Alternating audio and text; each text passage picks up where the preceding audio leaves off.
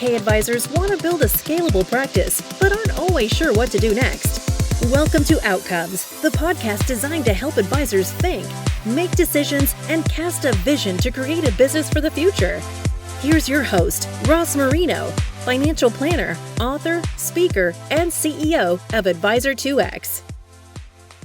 Welcome to Outcomes, the podcast. Today, I'm joined by Jamie Greenleaf, principal at Cafaro Greenleaf. Jamie, welcome to the show. Thanks for having me. So a few years ago, you mentioned an experience you had with a client.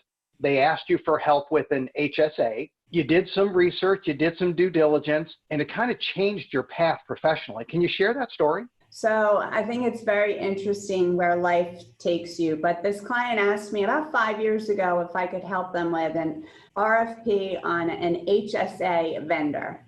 And of course, like every good consultant, we say yes to everything before we actually know what it means. I got into the car and I quickly Googled HSAs. And I thought, wow, these are incredible accounts. Why are more people not talking about them? And the more research that I started to do on HSA accounts, the more I really started to understand the healthcare market and what was going on in that space and the impact that it was having on our employers as well as our employees. And it, gave me a minute to pause and say, wow, something's got to change here because the healthcare system is broken and it's having a major impact on the ability for employers to cut costs and also for employees to save for healthcare expenses throughout their lifetime. And ultimately, that's where I am today, trying to shake it up a little bit and be a relentless advocate for employers and employees to take control of their healthcare costs. So broken's a big word. It's not just not working efficiently, it's broken. How about you describe some ways how the system is broken? Sure. I think most people would say that healthcare has some issues. And for many years, people have said the system is broken. And the reality is that the healthcare system is pitted against the end user, which is us, the consumers. And there are trillions of dollars that give us enough reason to have conflicts of interest. And that's what's happened. Doctors truly care about their patients and the care that their patients are receiving. But when you take away the doctor and you start to look at the insurance companies and you start to look at the brokers, you start to see the incentives that are being laid out there that ultimately create waste. So let's take a look at a couple of those. The first thing that drive healthcare costs up are the selection of the healthcare plan that the participant or the employee selects. 80% of us overinsure ourselves. That's a huge number. That means that we're putting premiums into the system that are never actually used by us as the consumer. And ultimately, they're making the healthcare companies extremely wealthy. So the question becomes, why are we selecting the wrong plan? Well, if you think about open enrollment, it's very overwhelming. We have a tendency to select the same box that we did last year. But it also comes down to plan design. If nobody's really educating us as to the differences, then we need to have a better plan design to kind of push our change of behavior. So when you look at how brokers are paid, traditionally they've been paid on commissions. Commissions are paid based upon premiums. Now, if I'm a broker who's paid on commissions, and I go to an employer and say, hey, I'd like to implement this high deductible healthcare plan, my premiums are going to go down if employees adopt that plan. And ultimately, my commissions go down. So that's conflict number one. Now, it doesn't happen with all brokers, but there is a sense that it is going on out there, unfortunately. The second thing that drives healthcare costs are claims. So the higher the employer's claims are, the more they're going to pay in healthcare premiums the following year. So how do we control claims? Well, we have to know what things cost in order to compare claims or control claims. There's total lack of transparency. When you sit with a doctor and the doctor says to you, I'd like you to go get an MRI, you'll say to the doctor, what's the MRI going to cost? The doctor doesn't know. You don't know. So there's total lack of transparency. There's 1,000% variation in pricing in network for the same procedure. So if I happen to go get a rotary cuff repair, I could spend $2,500 or I could spend $12,000. If I spend $12,000, my claims costs go up as an employer, and I pay premiums based upon the $12,000 instead of the $2,500. So total lack of transparency from the carriers. On the 29th of October, Trump put a new regulation into effect called transparency in coverage, which is going to require that all employers provide transparency around cost of care. Hopefully that will drive some of the costs down, which ultimately will be beneficial to the employer. The problem is that people don't care what things cost because we've lived in a black box for so long. So here's what happens. I hit my deductible, my out-of-pocket expense. Now I don't care what things cost. Even when I do start to know what they cost, I don't care because I think there's this magical, insurance fairy that comes and starts to pay for them. So depending on what research you read, 30 to 90% of the bills that we receive after a procedure is done are incorrect. So how, as a consumer, do we know that they're incorrect? Well, A, most of us don't care because we've hit our deductible and it's not our problem. But that's all waste. And that waste comes directly back to us as an additional cost. And so really, when you think about it, there are major things that are driving the insurance or the healthcare system to be broken as opposed to, just needing a few tweaks here and there. It sounds like transparency is a big issue, and it's now 2020. It's the age of big data. We should be able to have access to this data, and someone should be able to figure it out. Do you see movement towards harvesting this data and making these changes, or is it still pretty slow moving? Transparency tools have been out there for probably the last 5 to 7 years. Getting the data can be difficult, and then determining if the data is correct can also be difficult. But again, transparency is just a portion of the problem. If people don't care what things cost, transparency doesn't help. So I think of it this way. If I walk into the store with my son and he wants a pack of gum, he grabs the pack of gum and he puts it onto the conveyor belt and I pay for it. He doesn't think anything of it. Now, if I give my son an allowance and we walk into the store, he's going to ask what the cost of that gum is and determine if he wants to spend his allowance dollars on that gum. So transparency is helpful, but we now need to give people an allowance, so to speak, so that they care about what things cost. And that it's not just, oh, well, mom's paying the $1, I don't care. But if I'm paying the $1 and I can get it for 75 cents, then I start to care. So transparency will be helpful, but at the end of the day, there's more to it than just understanding cost of care. So it sounds like if it isn't going to cost me money, I'm going to be more apt to seek care. And that certainly makes sense, right? No harm, no foul on my end. Might as well go do whatever I feel like doing. That's an easily abused system. I get that. But making me pay for it and now having me make a decision on what I should do or shouldn't do, sounds like there could be some risks there as well. What do you think could backfire in that situation? Well, I don't think that if you set your plan up properly, that people will not go get the care that's needed, but they'll be more conscious about the care they're receiving. They'll ask questions. I was speaking to a gentleman the other day who said that his son fell and hurt his leg, and it was determined by the pediatrician that it was muscular. But he said, I'd like you to go get an MRI just so we can determine if there's a tear in the muscle. When he got to the hospital, or where he was going to get the procedure, I don't know if it was a hospital, to be quite honest, they said to him, oh, we can't do the MRI until we actually take an x-ray. And he said, well, wait a second, why do you need to take an x-ray before you do the MRI? The pediatrician's already determined that it's muscular and not structural. And at the end of the day, he actually had to get on the call with the insurance company because the facility said, well, the insurance company requires that we do the x-ray first before we do the MRI. And he had to say to the insurance company, I'm not paying for an x-ray because I already know it has nothing to do with the bone, it's all muscle. And he wouldn't have asked those questions or gotten that involved in the conversation unless it was his dollar that he was spending. So he's still getting the care, but he's getting engaged in the conversation so that the care that you're receiving is appropriate and not overkill to make somebody else dollars. Sounds like we need a different system, not just the tweaks, as we said earlier. There's disruption that needs to happen here. There's a lot of conflict of interest. We need to harvest data. It sounds like we need to do something new, but when you're going to do something new and disruptive, we know how that works in the business world. There's winners, there's losers. Who's the first winner that comes to your mind? Us, as the consumer. Absolutely. If we start to consume healthcare like we consume other goods, we actually drive costs down and we create a competitive system.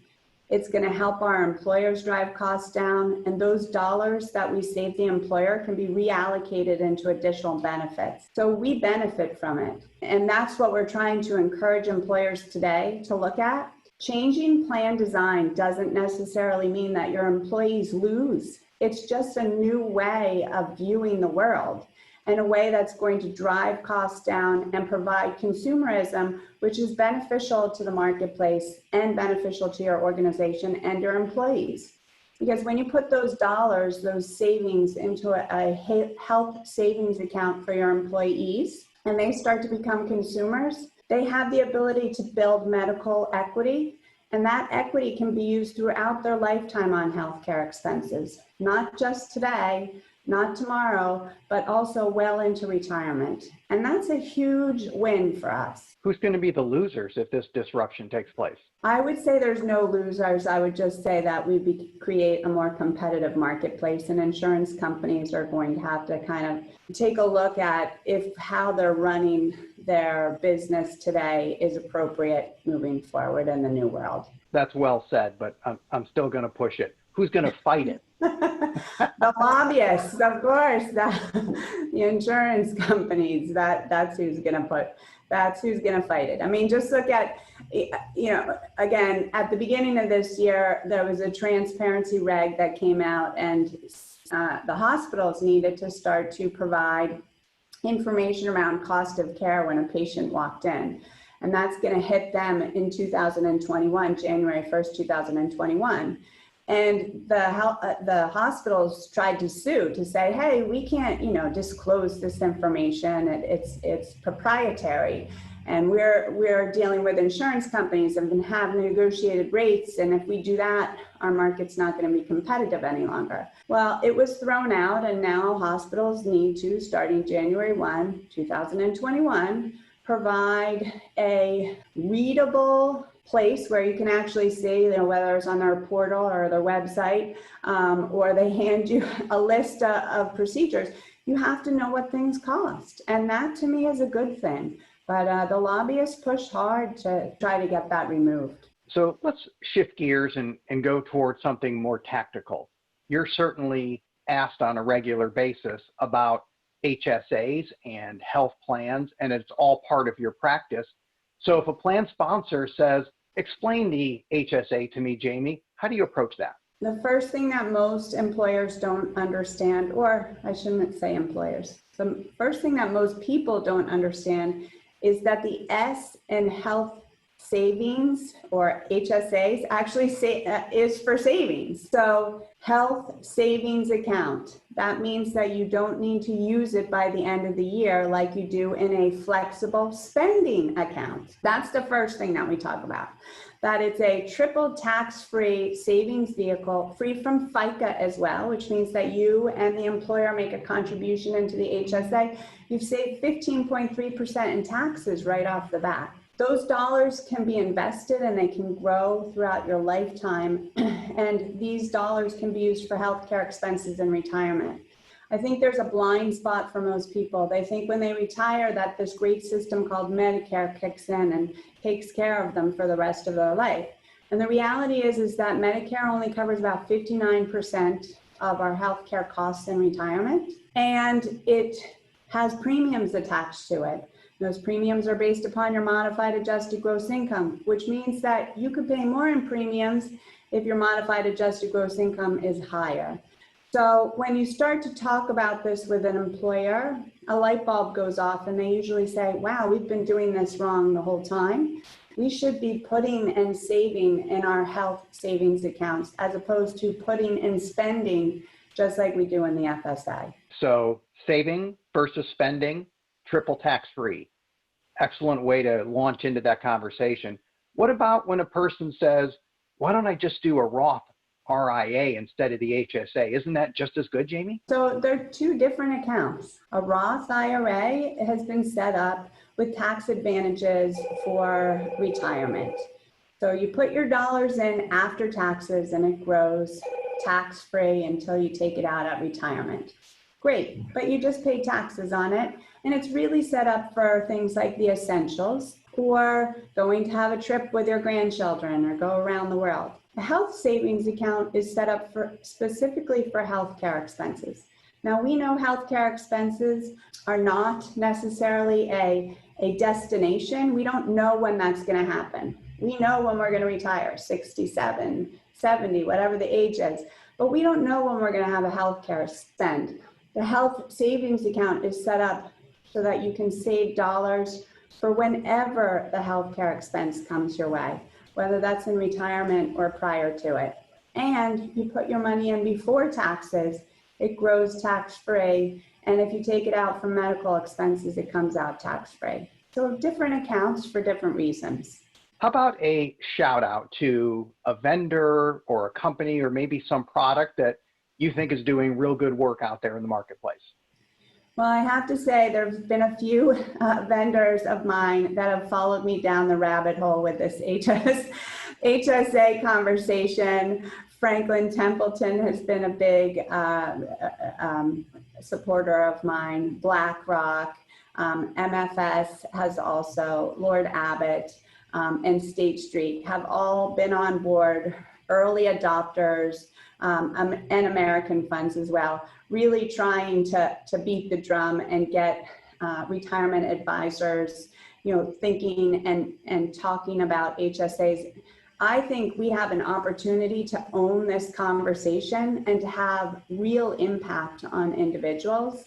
And so I appreciate that they've been supporting me because, sometimes when you're first out there, you get shot with a lot of arrows.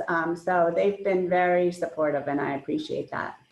As you go through this process and learn about HSAs and healthcare in the system, obviously your eyes have been opened and you've shared a lot of stats. I'm furiously taking notes over here. I mean, it's eye-opening for me as well, some of the things that you said. But you're not just learning new information. Sometimes as we learn, all of a sudden we realize, man, I had that backwards. I did not understand that. Can you point to something along the way you learned where you just had it completely backwards, or you were thinking about it one way and realized, you know what, that's not 100% true? Anything impactful you could share? Yeah, so when we first started on the journey around HSA accounts, I thought that we were talking to people about investing and saving. And similar to how we talk in the 401k plan. Okay, you're going to save 3% of your salary, your company's going to give you a match, and ultimately let's help you set up your proper asset allocation. But the more information I received and the more research I did and the more focus groups I spoke to, the more I realized that the HSA is an awesome account, but that's not the starting point. The starting point before you think about investing or saving is teaching people that they have to become consumers of healthcare. And once they start to consume healthcare in a more efficient manner, they're going to drive costs down to allow their employers to actually provide better benefits. And that to me was a change in the way that I thought about HSA accounts. I really thought of them as, hey, this is a great savings account. Why isn't anybody using it? And it really turned out that that wasn't the issue. The issue is that people aren't consuming healthcare properly. Think about it. Like, do you walk into a grocery store, bring a gallon of milk home with you, consume it, and get a bill 3 months later? By the way, you can't understand what the bill says, and then you know that, wow, I owe $1.50 for the gallon of milk that I drank. But if I went to another supermarket and drank the same gallon of milk, it would have cost me $2.50. We just don't consume healthcare the same way, and yet it is a consumable good. Final question. If you've listened to the podcast, you know the magic wand. And this is the Disney certified magic wand, where if you wave it, you can change anything you want in the world. If I gave the magic wand to you, Jamie, and my daughters would not allow that, so I'm sorry. I cannot give you the magic wand. But if I could, what would you like to change out there? Time. I'd like to have more time.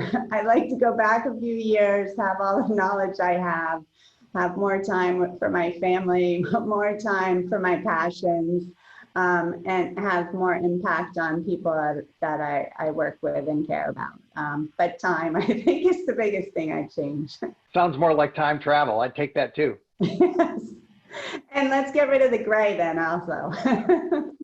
Any final thoughts? No, thank you so much for having me. And hopefully the more people know and understand, the more that they'll want to learn. And when they do learn, I think it opens it up for change, and change to me is a good thing in this situation. Great way to finish. Thanks so much for being on the show, Jamie. Thank you.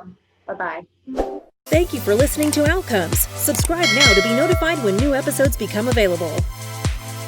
The information covered and posted represents the views and opinions of the guest and does not necessarily represent the views or opinions of Advisor 2X. The content has been made available for informational and educational purposes only. The content is not intended to be a substitute for professional investing advice. Always seek the advice of your financial advisor or other qualified financial service providers with any questions you may have regarding your investment planning.